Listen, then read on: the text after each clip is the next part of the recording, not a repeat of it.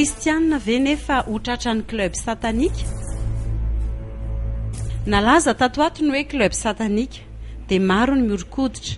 Misy hono ny tena tratrany, ianona hono lasan'ny club satanika. Ny laza hoe tsy maro-pototra aloha dia tsy marina satria ny club satanika dia misy ary efa nisy hatry ny ela. Ny fomba fisehony sy ny tetipetsiny no mety miova fa ny tenin'Andriamanitra dia mampafantatra antsika ny amin'ny satana, fahavalo resy sy ny paikadiny rehetra. Misy ireo tsy te asa saina sy tsy te hiseho atahotra fotsiny dia manao beloha hoe tsy misy izany. I satana nefa dia tena misy ary manana anjely maro izy izay mpiara-miasa aminy eto amin'izao tontolo izao.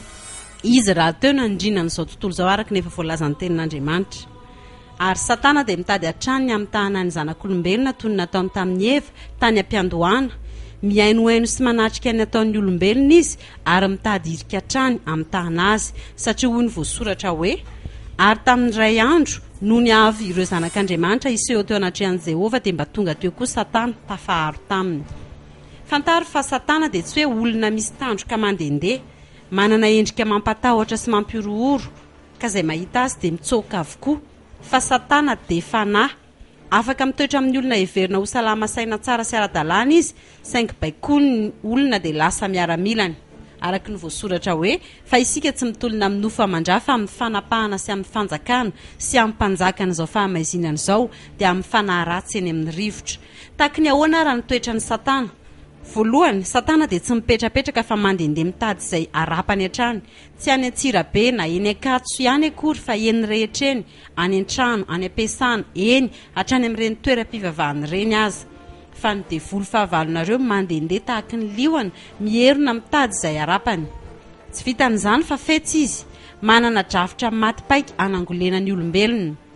Hoy ny apôstôly Paoly hoe fandrao ho resy ny fitaky satana sika fa fantatsika ny afetseny.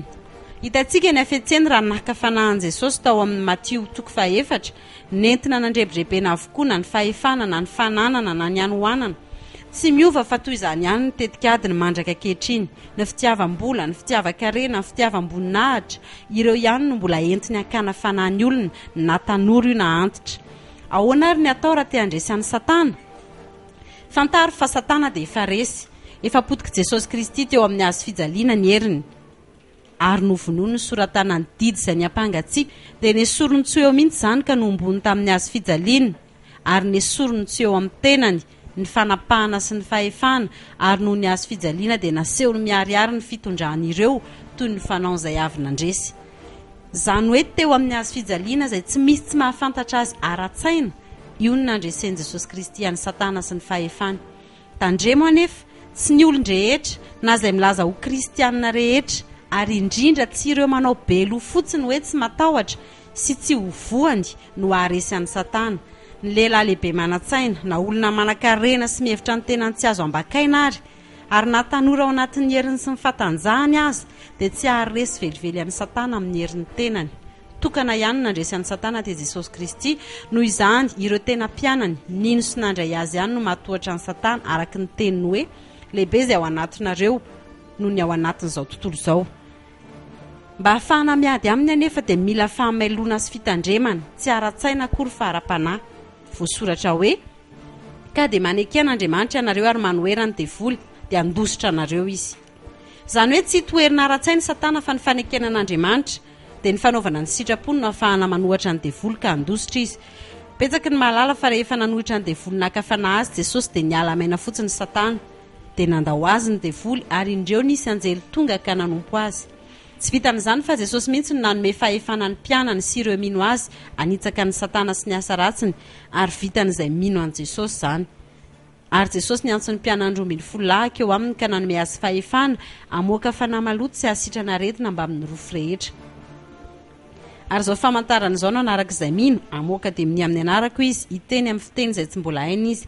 Arak'izany tsy natokana ho an'ny mpiandry na olona manana fahefana manokana ireo fa ho an'ny mpino rehetra. Raha kristianina marina ianao, izany hoe mino an' Jesosy Kristy sy ny famonjena nataony teo amin'ny hazo fijaliana, manaiky izany dia Jesosy mahery ilay efa naharesy an'ny satana anao anatinao dia haresy an'ny satana ianao ary hanitsaka azy sy ny heriny. aza mivazivazy fa raha tsy an' Jesosy ianao dia ho ataon'ny satana telomoka fotsiny ary pody izay no amin'ny tany ianao. Satana koa dia fetsy ary mahalala sy mahay mamantatra raha tena an' Jesosy marina ilay nandresy azy ianao na tsia. Raha tsy mantsy dia tsy hafahafa izy amely anao. Mba vakio angeny tantarany zanak'Seva eo ao amin'ny asan'ny apôstôly 7:20. Izao no marina ka tsy tokony adinoan'ny kristianina, efa tonga Jesosy nandresin'ny satana ary mbola ho avy izy ampiariary ny fandreseny. Fa voasoratra hoe fandriamanitry ny fedanana anoritoro an'ny satana faingana eo ambanin'ny tongotrareo.